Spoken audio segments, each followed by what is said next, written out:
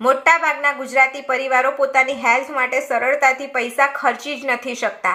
એટલા માટે નહીં કે તેઓને પોતાના સ્વાસ્થ્યની ચિંતા નથી, પણ એટલા માટે કે નાનપણથી જ એમને એવું શીખવવામાં આવ્યું છે કે થોડું એડજસ્ટ કરી લો. રોજની તકલીફો તો સામાન્ય છે, ઉંમર વધે એટલે વજન તો થોડું વધવાનું જ છે, અને પછી એક મિડલ ક્લાસ માણસ વર્ષો સુધી બસ એડજસ્ટ જ કરતો રહે છે.